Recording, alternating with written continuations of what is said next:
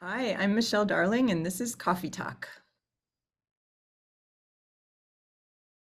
Hi, everyone. I'm Kim Perlak. I'm the chair of the guitar department at Berklee College of Music, and welcome to another coffee talk. As usual, we're joined by our assistant chair, Cheryl Bailey. Hey, good morning, Cheryl. How you doing? I got old school coffee mug, Berkeley Guitar Department.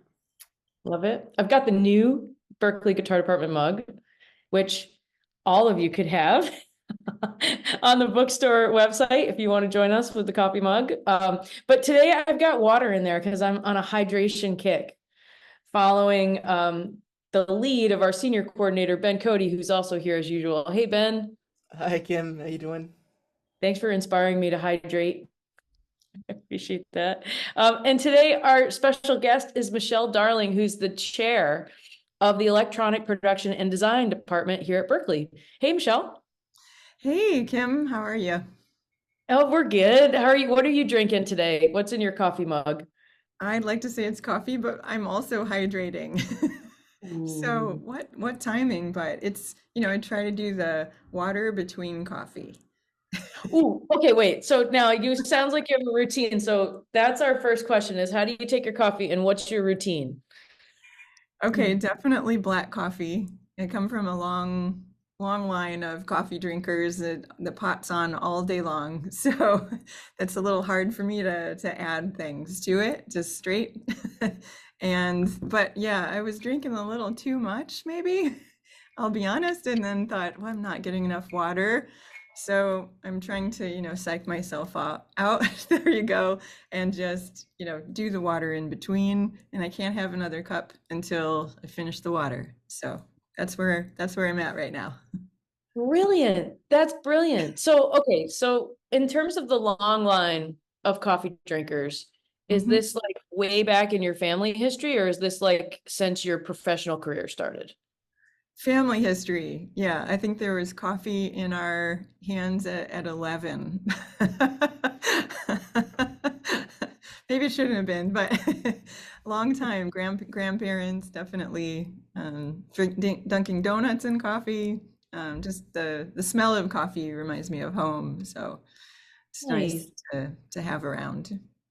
Did you always drip it? Or like my grandmother had a percolator, those old Oh perks. yeah. Oh yeah. All, Yeah. all, all sorts, I think. Everything goes. I think there was even instant around just, in a pinch. So, Yeah, the emergency in the cupboard. We had that that's too. We right. had the emergency version. Yeah, that's right. That's Percolators, right. drip, instant, you have your choice. Okay, now the hydration cycle, that's new-ish. That's newish. Yes. Yeah, just, you need to drink a lot of water and I just don't feel like it. So I just never want to.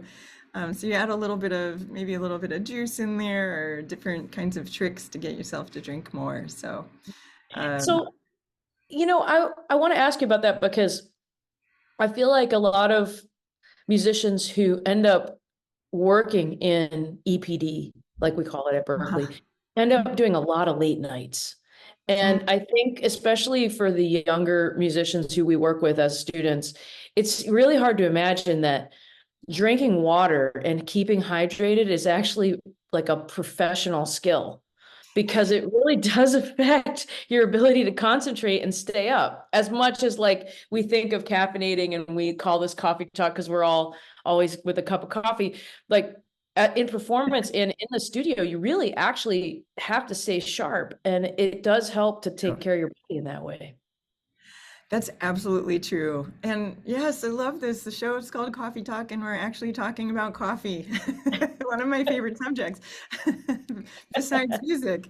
So, yeah, definitely keeping yourself awake and focused. And I will say that coffee does, I guess, depending on how much you're used to it, does give you maybe some side effects of jitteriness and that sort of thing. So, I think managing that coffee is important too. So, have any of you tried mushroom coffee by chance? You have. I Okay. have. What are your thoughts on it? Well, first of all, it's not coffee. I think it's important to make this distinction that it's a drink that involves like powdered mushrooms, and the one I have has turmeric in it and also dark chocolate. So if you kind of like that kind of spicy, not sweet dark chocolate thing and you like the taste of turmeric, it's good. It's really good. Yeah. Um, It's it's a kind of little like, texture is different. yeah, Yeah. it's like a grown-up hot chocolate, basically. That sounds pretty good to me. But but one thing it does is I'm starting to do that in the evening, like around 5 o'clock, because there is something that it gives you. It does make you focus a little bit, gives you a little boost, but not yet the jitteriness maybe that you get from a lot of caffeine. So Yeah, I agree. It does feel like an infusion of vitamins more than yeah, the coffee feel. So that's good. I mean, good do you thing. feel like health is a topic now that comes up a lot when you're talking with studio musicians, especially younger ones, like in a different way than maybe it was when we were younger? Yeah, I do think there was I mean, I definitely had the drive to just work. I could work all night long and wouldn't really need that much sleep and get up in the morning, do it again. Um, I think then, then maybe when you're younger, you can kind of recover a little bit, but as you start to get older, I think it's very important. It's important for everybody, mental, physical health, that you take care of yourself.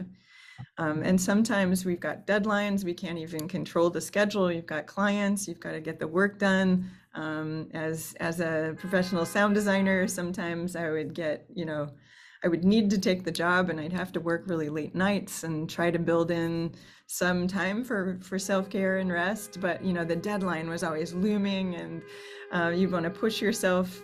But I think I think the older I get, the more perspective I get, and the more that I think that you're more productive if you do take care of yourself and try to get in that sleep that your body so desperately needs, as well as, the diet can have a huge effect on your health. So, if you're not getting as much sleep, then making sure that you're trying to get balanced food and vitamins and those sort of things. Exercise if you can.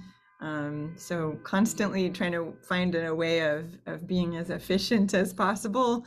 I could talk all day about those kind of routines, and trying to get the healthy food in there, trying to get a little exercise, but also work at a really high, an efficient rate. What are you all thinking about that? Cheryl, I see you nodding a lot, so I'm wondering what's on your mind with that.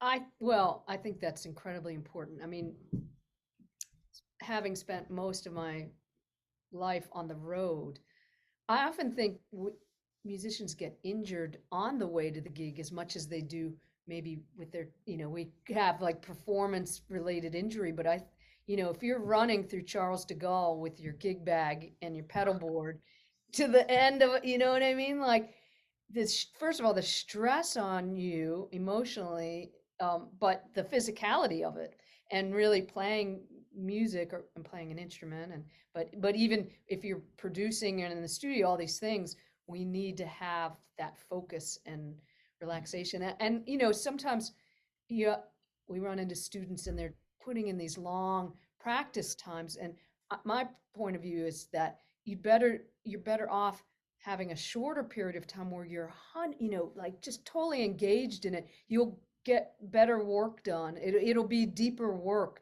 than being tired and just moving your hands or just doing things. You're going to make mistakes, you're going to not have good posture, all these things that we're trying to cultivate. So yeah, it's really important.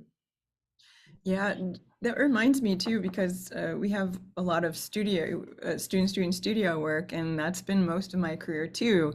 So it's interesting to hear the touring issue is physically and mentally demanding both. When you have a different kind of physical demand when you're in the studio, right? Is that you might be sitting in your chair for 10 hours straight. So, what can be the issue with that is your body does need to move. So I always suggest, every half hour, if you can, stand up, move around, take a little walk around But the other thing is just looking with your depth perception, your field of vision is, changing it instead of looking at your computer for hours on end. It can start to affect your eyes. So getting up every 30 minutes if you can, walk around. I have a standing desk here. Sometimes I, have to do meetings standing so that I can kind of change the body position and then look outside a little bit and change the depth of field. So and a lot of things that you have to take care of in the kind of job that you're doing. I think that there's a similarity in classical music between what both of you just said, because playing the instrument in that way is really physically demanding, but you're also not moving. And so that 30-minute timer has always been super important. And I remember different times in my career when I had to practice, like you're saying, like there's deadlines and there's music you have to learn and there's things you have to do. And so you might be realizing like, wow, I'm playing like 8-10 hours a day, but you have to stand up and you have to move, and you start to see like where in your body you had it. There's the time in my 20s when I went to get a massage and they told me that my legs were a different length.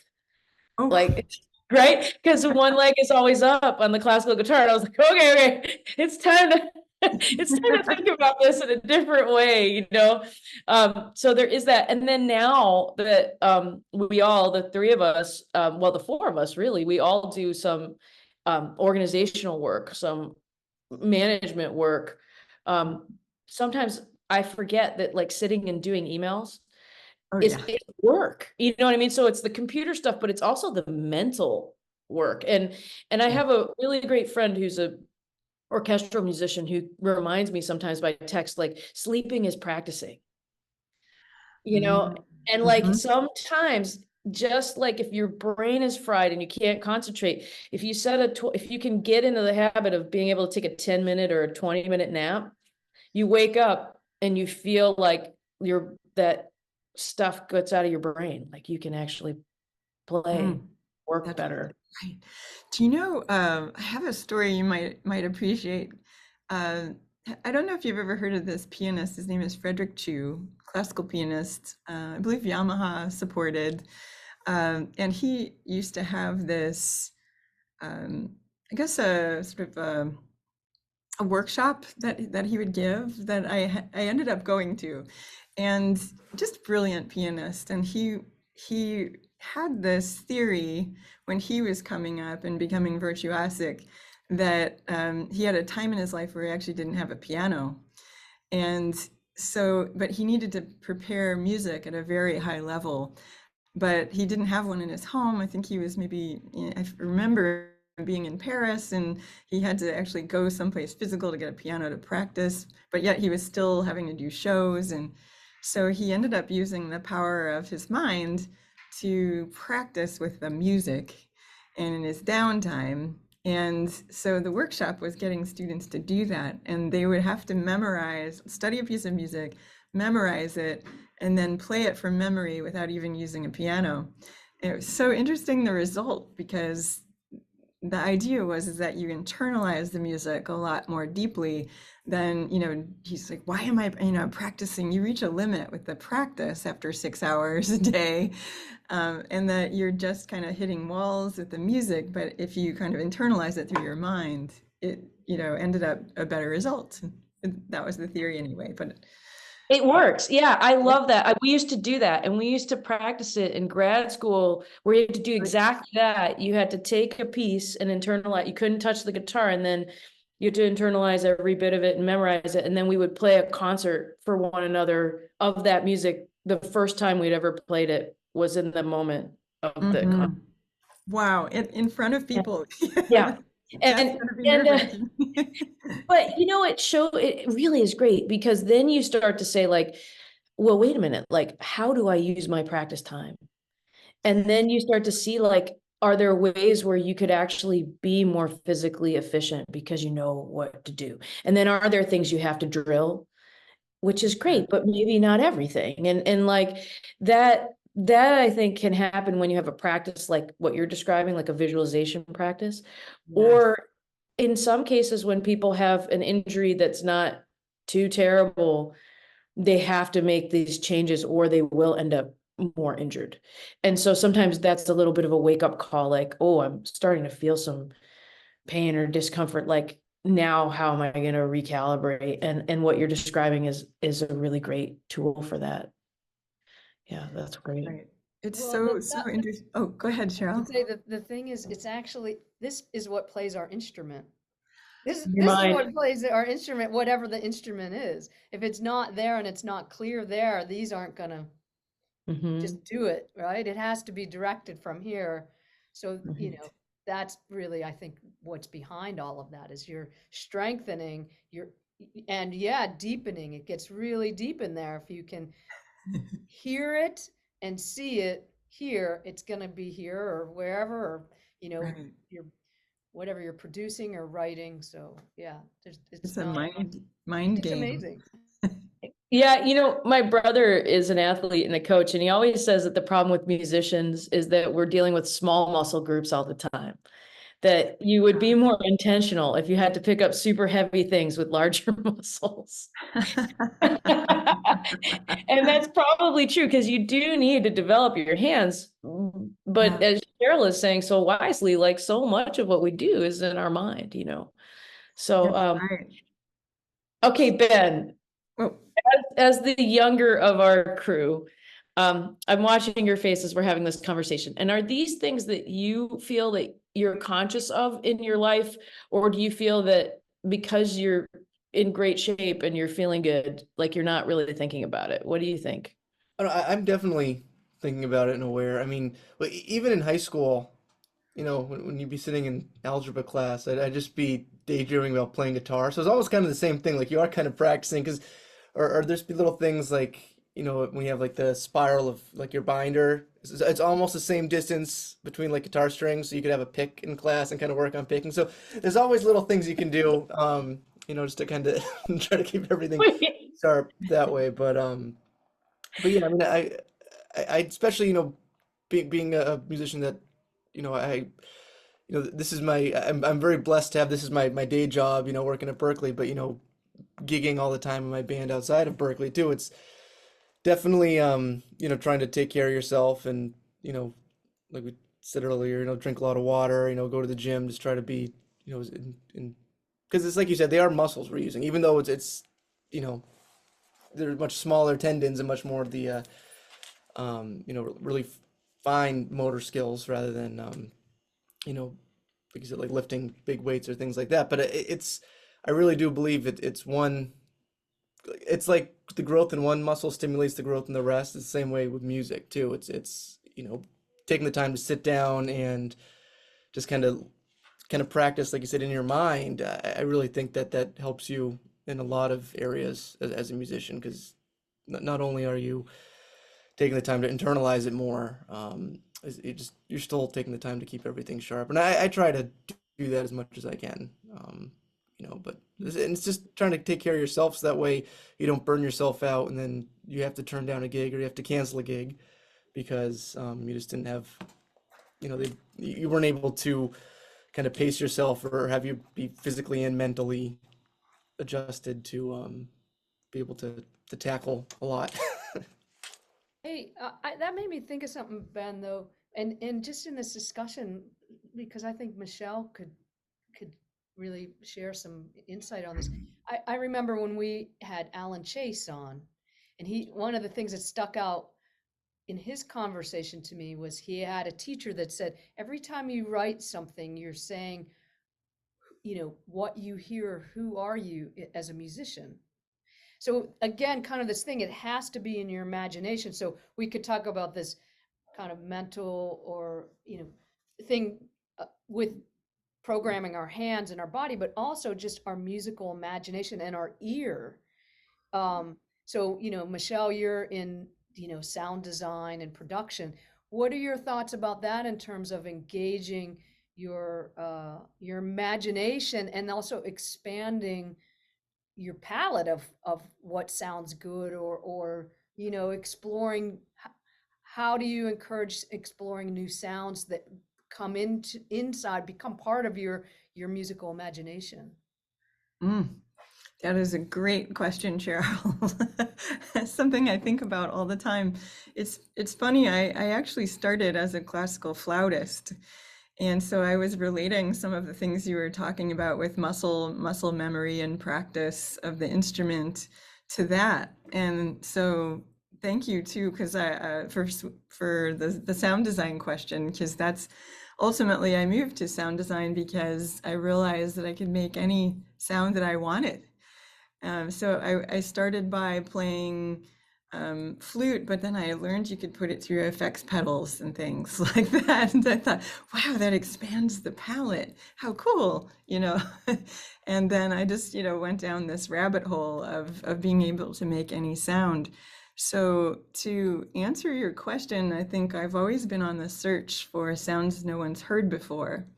I can't tell you why exactly, except that maybe the music that I was listening to at the time was not necessarily classical, even though I was studying it, but it was the songs that were on the radio and the songs that I heard in the record stores and things like that, and the songs from Europe, the records would be imported, and I thought, wow, how are they making those sounds?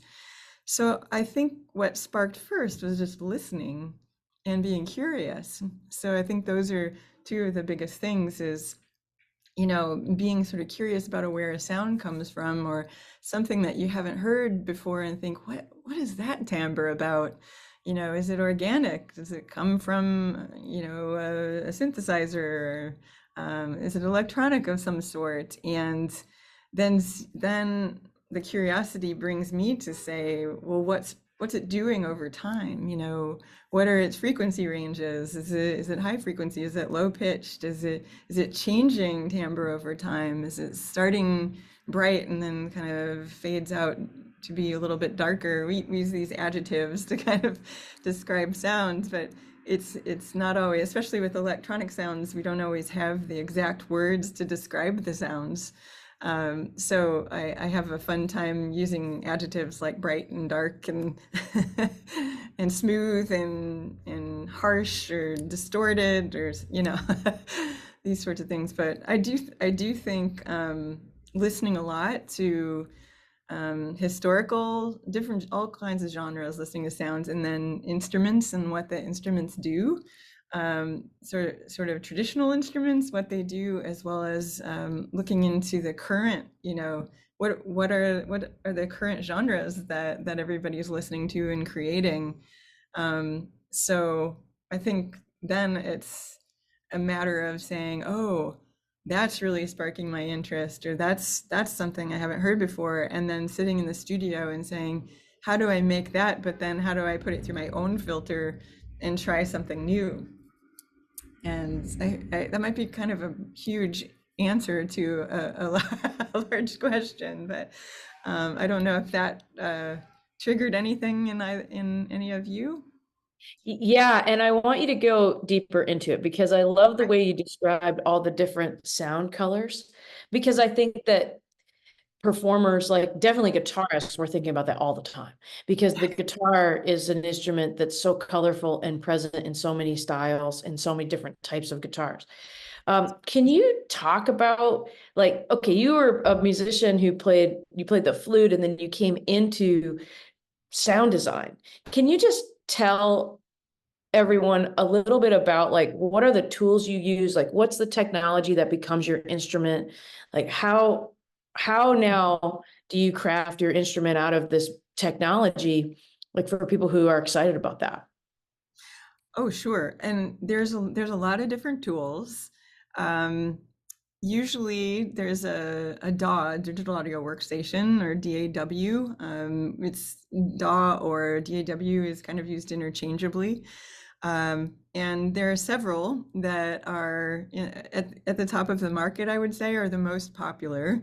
One is Ableton Live, another is Logic Pro. On another front, depending on your interest, there's Cubase, and some people use Pro Tools as well. Pro Tools tends to be more for recording and doing sound for picture, but that, not always. Let me move back to a program called Ableton Live. The company is Ableton and the software is called Live. And it changed the game a bit by having a window where you could actually perform with sounds. A little bit more flexibility in that area, in the performance area, than some of the other DAWs. So it kind of took the world by storm, I would say, and is one of the most popular tools. I like it for sound design. It made it a little bit easier, some of the workflow and some of the way the audio signal goes through. It's a very creative tool. The other DAWs are great too, and how someone starts really kind of depends on them and what they're exposed to and what have interest in. So what I would say then, once you get into that software, there are different instruments, and some of them actually come with the software. And then some are what we call third-party plugins. Different companies make little software instruments that we can basically have live in the DAW, and we can make sounds that way. Many of those instruments have what we call preset sounds already, and they would pay people like myself to make those sounds for the users. And so that could mean that they have, piano-based sounds and other keyboard-type sounds, and they could have bass sounds and drum sounds, and on, experimental sounds and rhythmic sounds and things that might be a little spacey, airy ambient sounds. So that could be involved in that instrument as well. And then the user can also make their own with these instruments. So it can go a little bit deep with what tools you have, and depending on how much you want to learn about the actual synthesis and sound design, you can choose where, how much to dive deep into it. So Can you talk a little bit about electronic digital instruments more, and then the music you've made? I've watched you perform with electronic digital instruments. Oh, right. And they're really great. It's really fun to watch you do that, and the music is great. And could you talk about even deeper a little bit how that works, and then what happens if you want to create music that involves both electronic digital instruments and traditional instruments? Like, how does that all work? That is a great question. It's an exciting time for electronic music performance. And just so those of you know about the major, electronic production and design is one of the production majors, and we have electronic music producers, we have sound designers, sound for picture, sound for video games, we have coders, people making music plugins and new musical instruments. But we also have this digital instrument program that's a principal instrument program, the first time in the history of a music college to allow people to audition to get in a music school on these digital instruments. And we just also started a major, performance major in the digital instruments. So we actually currently have 2 majors. We're right at the beginning of it. It's a really historic time for us, honestly. And I think back to when I started, and when I graduated my undergrad, I was only able to make a few sounds, and there weren't many performance tools unless you were a keyboardist or pianist. So now there's these instruments that have been made, and the technology has improved as far as the expressive control, meaning they have new instruments, well, definitely synthesizers, which have been around for quite a long time. But when you connect them with the software, there's a lot more expression that can happen these days. And that has to do with the advancement of technology. So they have also created these, what we call grid controllers. I'm sorry, I didn't have one here. I usually have one sitting here, but it's, maybe we can, okay, share later. One of them is, for instance, you can look it up. It's called Ableton Push. The Push 3 just came out. Also Novation Launchpad is a popular one. But it's just, either there are 16 by 16 basically pads that you can play drums, or you can play melodic or harmonic content on it. And they're just, you know, the more that the time goes by, the more that they're getting very expressive. What you do is you hook them up to your computer, for the most part, although there are some that can stand on their own and just you can just play as an instrument now. But a lot of us are just hooking them into a computer, and it uses something called MIDI, which is basically, you know, data that the software connects to and says, you know, play this instrument at you know, the times when I'm hitting the buttons. And then, you know, you can add different kinds of effects like reverbs and delays and, you know, chorus and all sorts of distortion effects, or, you know, really unlimited amount of effects to the sound. And, you know, there may be some knobs or faders on the controller too that you can actually assign to start to change the timbre live. So not only can you play notes, and you can also affect things live, like the timbre of the sound, but then you can also trigger samples too. So you could have, you know, samples that you've created, or that you've sampled from other content. We won't talk about that right now, but and then you can mix them into your performance. So if I might, there is one last piece of the technology that I want to talk about for the future, is that there is a new, basically kind of a new, I want to say a format, new technology that is called MPE, that is allows a little bit more data between the software and the digital instruments. And I should say too, we're calling these MIDI controllers, these instruments, because they're using MIDI and you're controlling data. So we call them controllers. And I said grid controllers is the pads, but there's a technology called MPE where you can press the pads and you can start to get more expressive, like more vibrato just out of one pad. More expression as you press and sustain the pad and hold it down in different intensities. So it allows the sound not just to be a little bit robotic sounding, just like triggering notes, but allows you also, you know, with maybe your muscle memory, or your, you know, trying to be more expressive with it, it's getting deep out there. So it's exciting to see. I think we're going to be seeing more and more virtuosic musicians on these instruments, being very musical with them more than ever before. So, Michele, I know that some of your students come with expertise in this area where they've just dove really deep into some of these things before they've come. We also see students who are guitar performance majors who really are excited about wanting to double major. And I'm wondering, for the students that come through the guitar route, what's the advice that you have for them about getting started in the technology? Absolutely. And this is the exciting thing, is it's so open-ended.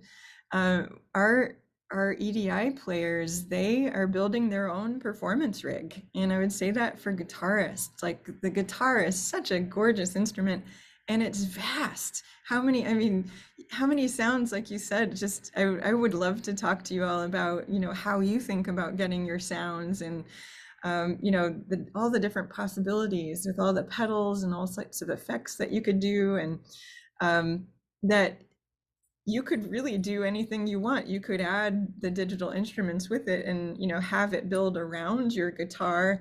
Let's say that you know, want to do some really different effects. You could use it to affect your guitar and have it respond to your guitar playing. So, you know, that's kind of a very, you know, a very pretty easy thing to do with some really great results.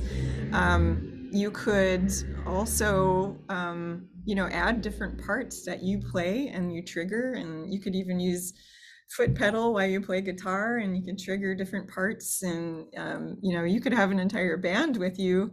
Though I always recommend it's good to collaborate with actually live musicians. yeah, there's a lot of, you can fill out your sound in different ways, in ways that aren't possible with just the guitar. And you know, you could you know, play, have drum loops and all sorts of things, just whatever your imagination might bring forward. So but at Berklee, you could, I would suggest, if you are interested, we do have an electronic performance minor Hmm. that is about 10 credits. There's two core courses. One is in Ableton Live. The other one then is getting practice with other musicians in Ableton Live. And then we have labs that are focused on certain levels of, one is live looping lab, where you actually can play in a motif and then live loop it, and then you can play in another one and live loop it. So you could essentially keep live, you know, playing over your own guitar parts. And you know, people do it with voice too, so that might, if that's, you know, one in your wheelhouse as well, you can live loop your voice and then play guitar over it, live loop that, and play a bass part, live loop in it. And it's pretty engaging, I have to say, you know, from the audience to do that. So That's so cool. And I think you're right. I think guitar and electronic production and design is such a natural. And so likewise, as you have the EDI principles, send them over to guitar and have them explore our effects lab. And, you know, we have labs for non-principals, and then we have labs that any principal can take in all different things. And so they could really craft, if they wanted to have a guitar as part of their toolbox, they yeah. could really do that in a beautiful way. That's what's so fun about our school, is that there's so many avenues, and so we could go back and forth, I think. You just came up with a new lab, I think. Oh, and I think, and Cheryl, you know who I know. I think we have someone already in our mind who could teach it like tomorrow. So, Ben can't contain himself over there. Like, you've been smiling, Ben, the whole time. And what's on your mind? Because you're a Berklee alum, but this type of way of looking at electronic production design wasn't fully formed when you were a student. So what's on your mind hearing about some of these innovations? Yeah, I think it's just a natural progression.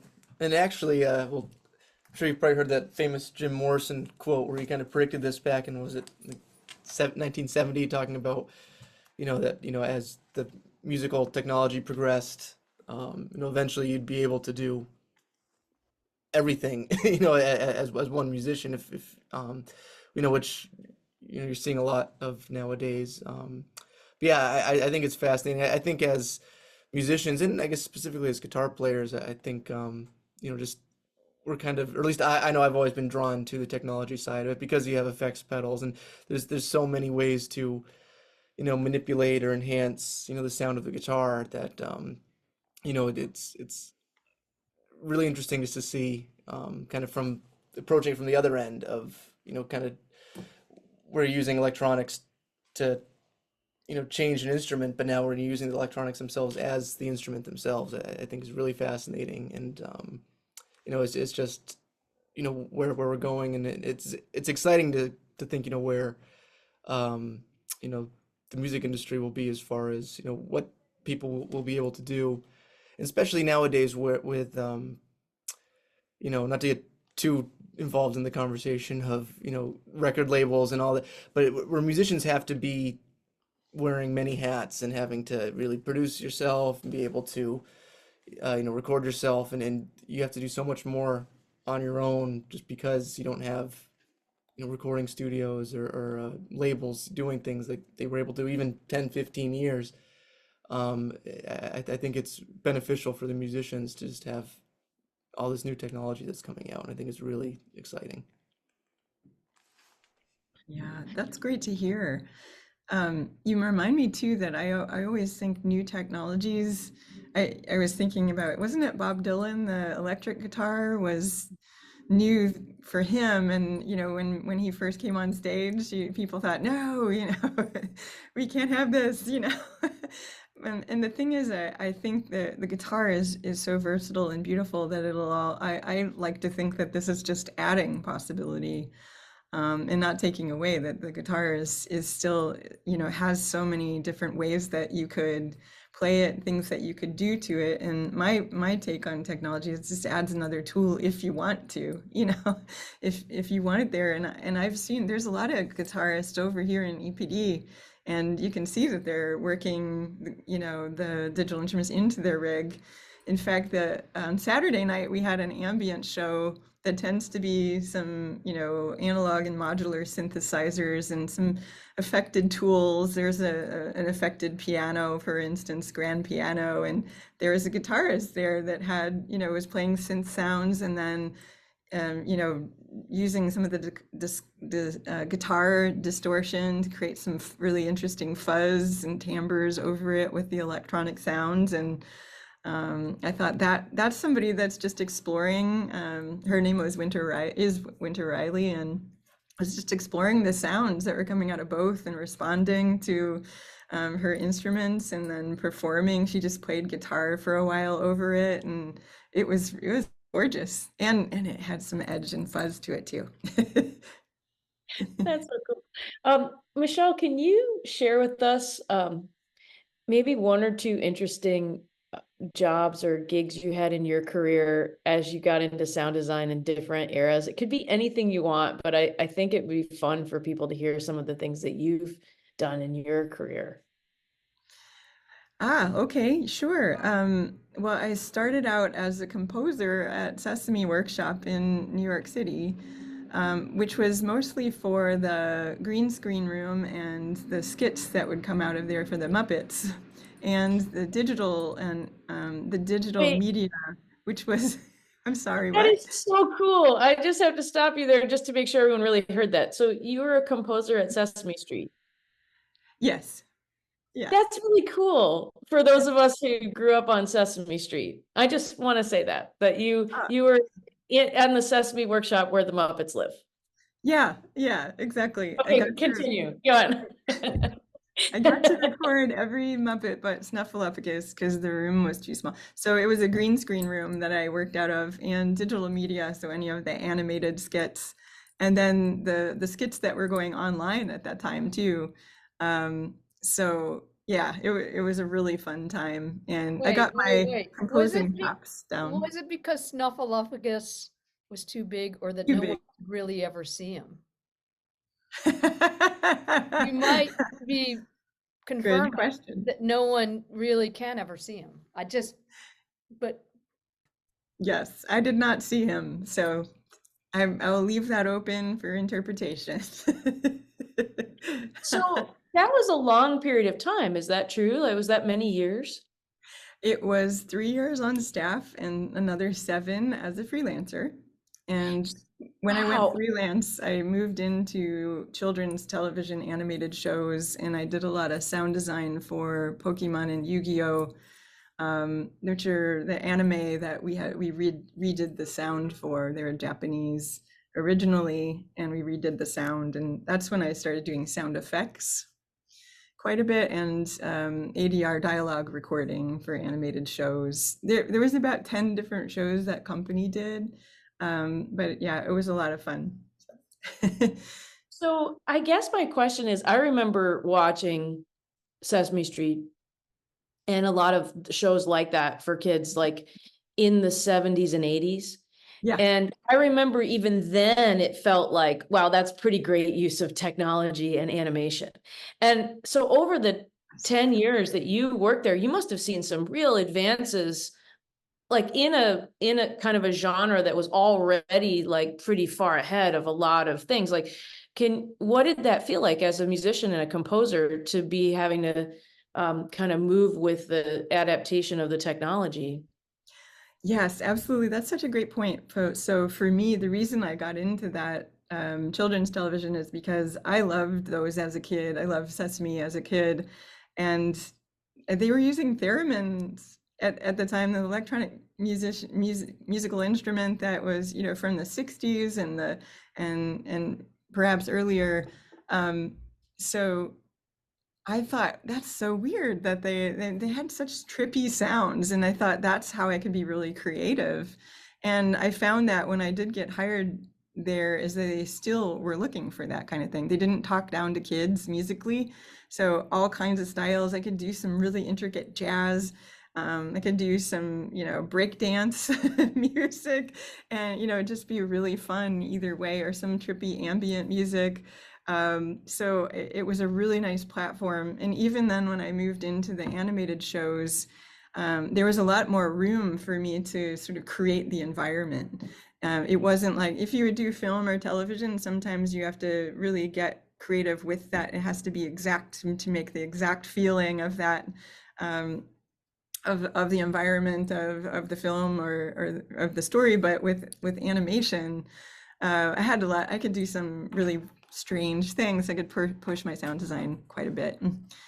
So Mm. I'm not sure. So okay, the one more point is that the way I got in was learning new technologies.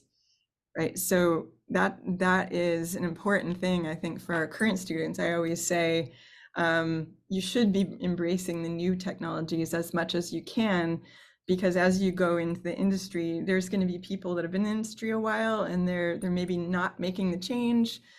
So it's giving you some opportunities if you do know some, if you're doing things in a different way, and you're exploring those technologies, then that makes you more in demand, right? Because as the industry is changing, you're helping that change. So You know what I love about this conversation is that it's all about very high level approaches to music and instrumentation and technology and sound. And I think there's a myth that the more technology comes up, that the more your level of expertise can go down. And it's actually the opposite at the level that we're talking about professionally. Isn't that true, Michelle? absolutely, yeah, absolutely. I think at the high level, I think all of us just in, maybe that's our mission, is to kind of strive for, virtuosity, strive for excellence, strive for expertise. And then, yeah, I think that your stuff's going to be good. Your sound, your music is going to be good, and it's kind of going to be undeniable.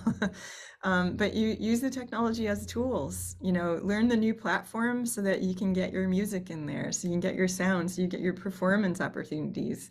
Because so you're doing the new things that people are, going to look at and say, "Wow, I haven't seen that before. That's so neat."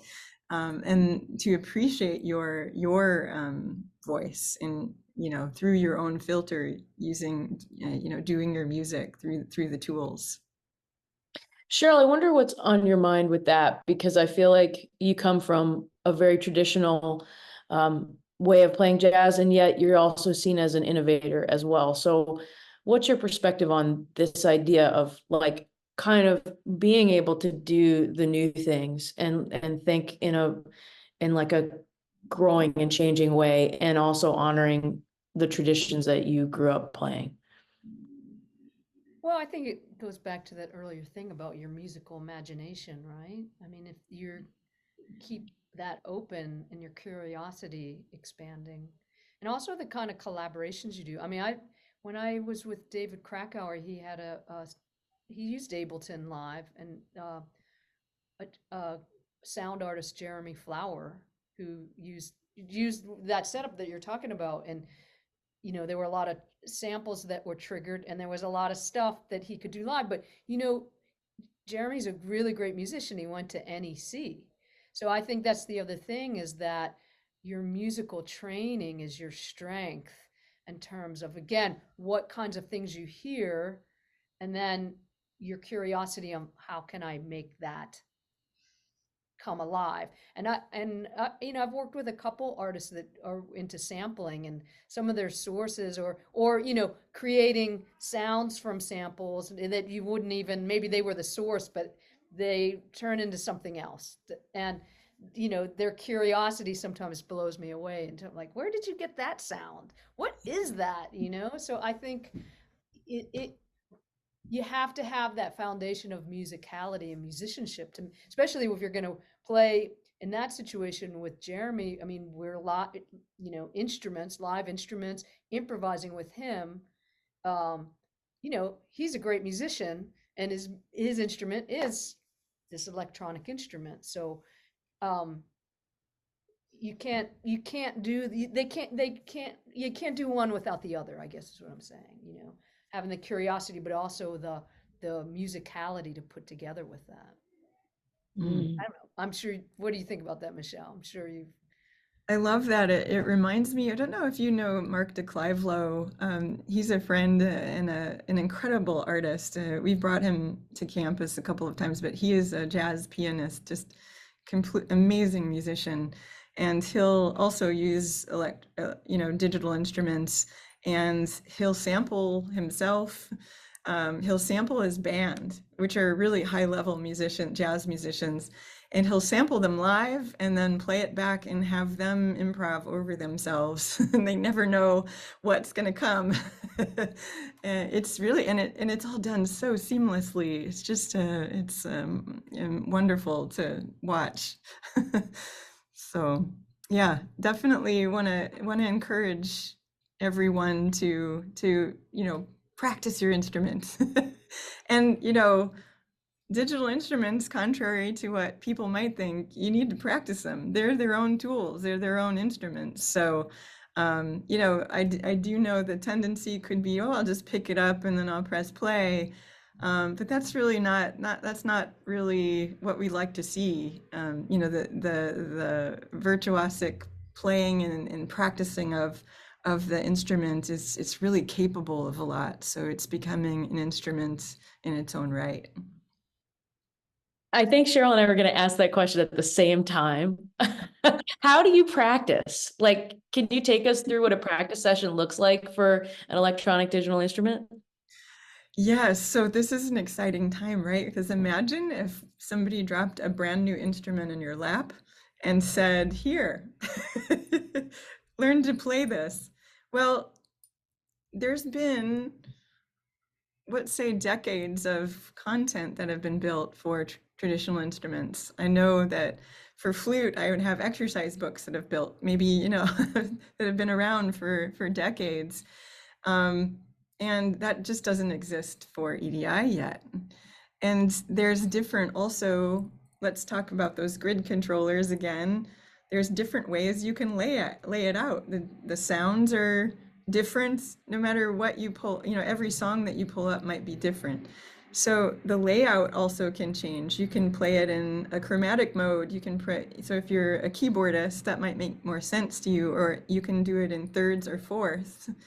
So that if you're a guitarist, you might have that more of a fretboard layout so that you can do that. So if you're a drummer, you can use them too. So you might want to just, have your drum kits around that you're more comfortable with.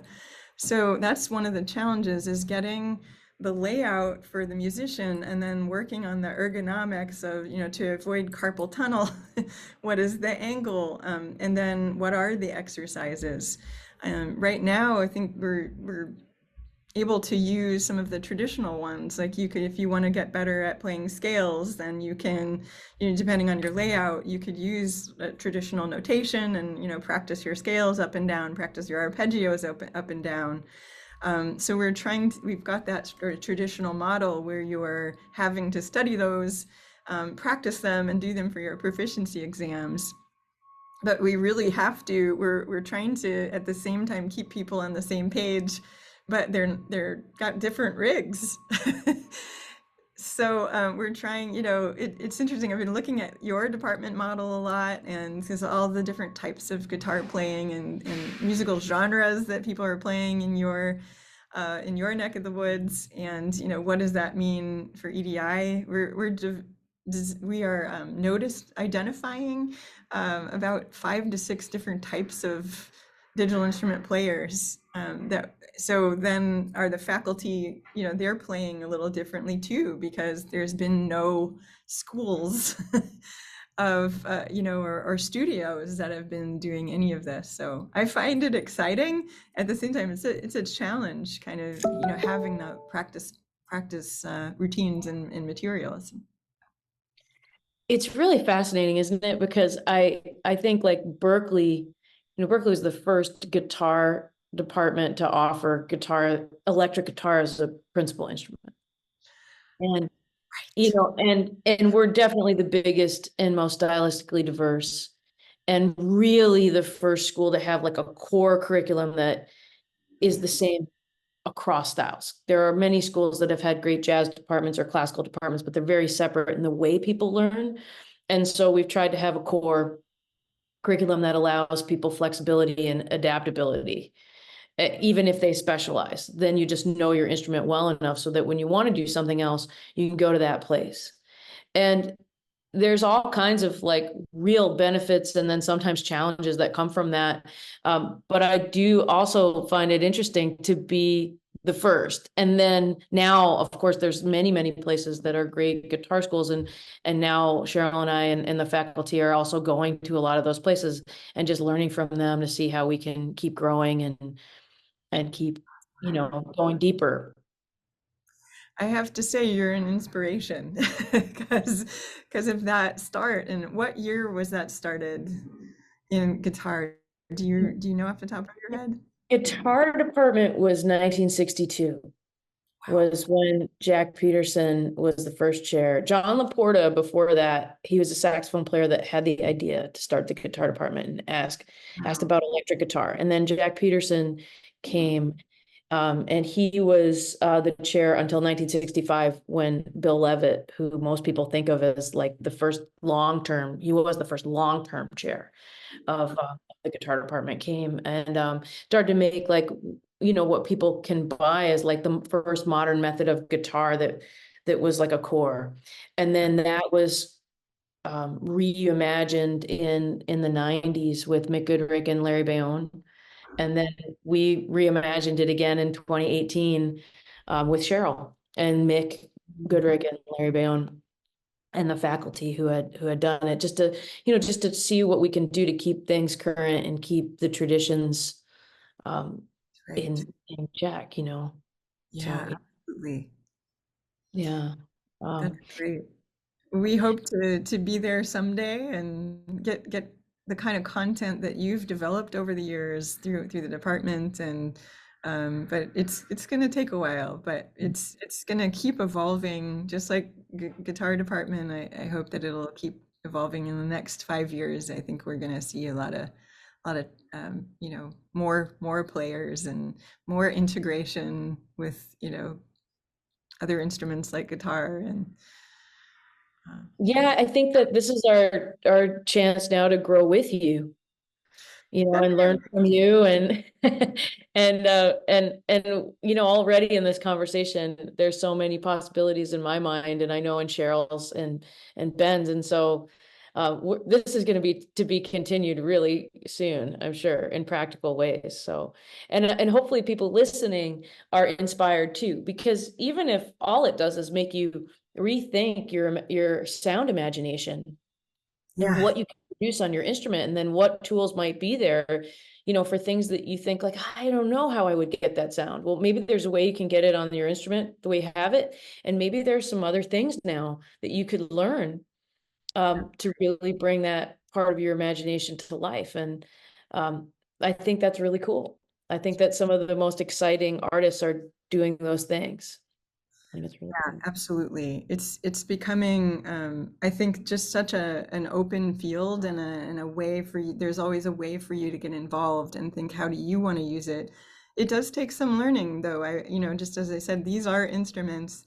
So, give yourself some time. I always say, how long have you studied guitar, or how long have you studied your instrument? And most people say, well, 10, 15 years, or at least 7 years or something like that. And, so put some time into these instruments and you will have a vast, world of creativity that you can add to your instrument, expand your instrument. I would put this out there, it's a little plug, I guess, but we're still working on a Berklee Online EDI Performance Bachelor's degree. So there's a guitar one, correct? There's guitar and voice and piano, and EDI is going to be the next bachelor's degree on there, EDI performance. So Beautiful. one of the things that's interesting about that is it might be, though, the people that are living all over the world, it's sometimes challenging to find a teacher in your area that might be teaching EDI instruments, that maybe taking a class there might be a possibility.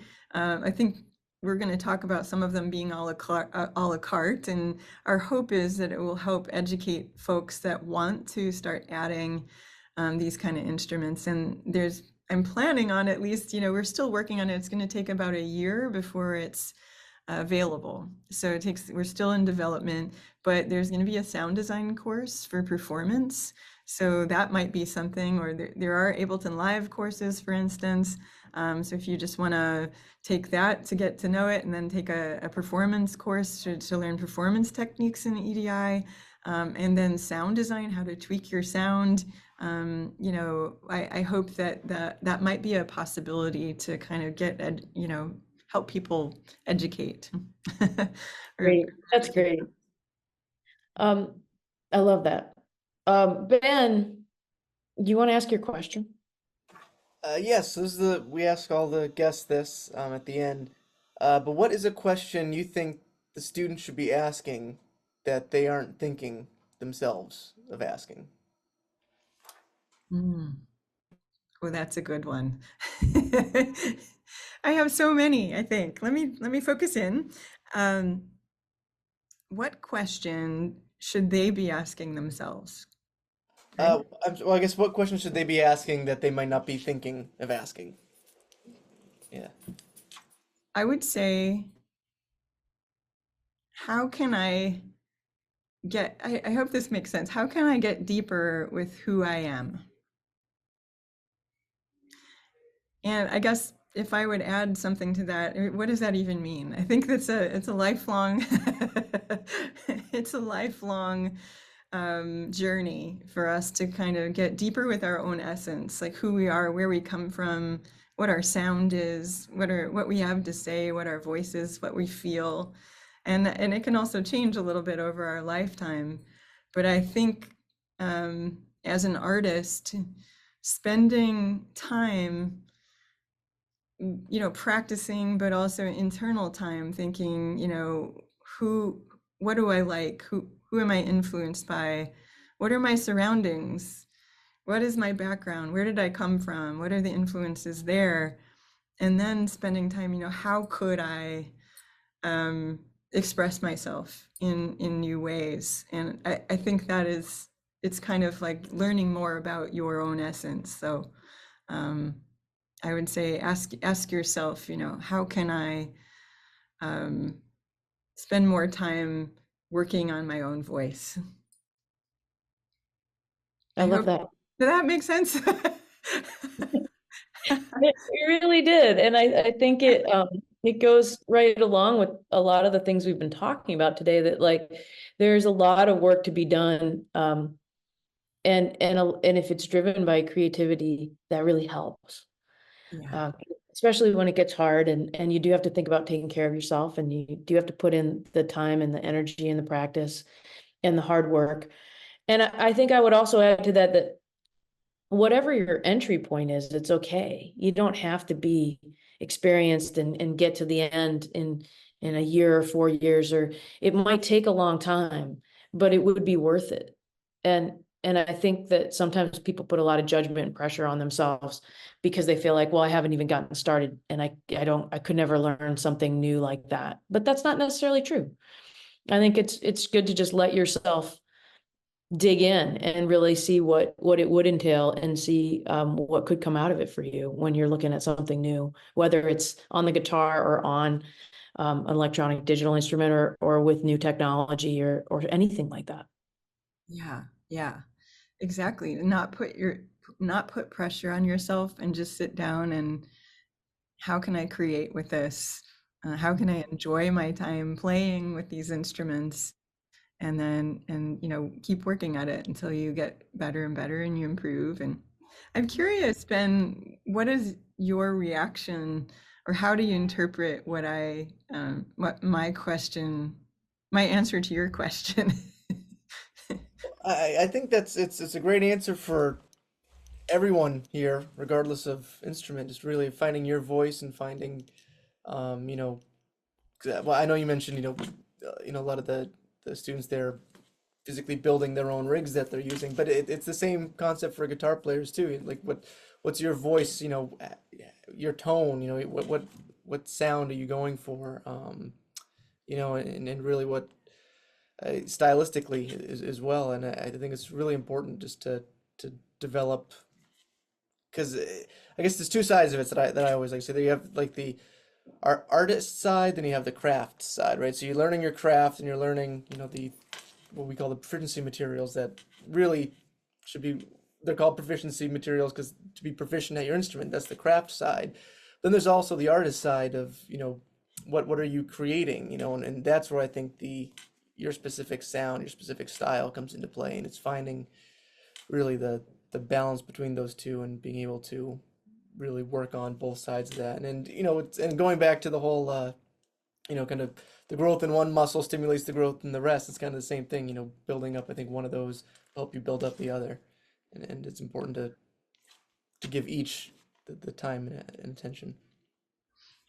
That's great. That's great. And if I might add, and this is maybe as a perspective from EPD, is that in addition, all those things you said are amazing. Think about how you can push the limits of sound with your guitar.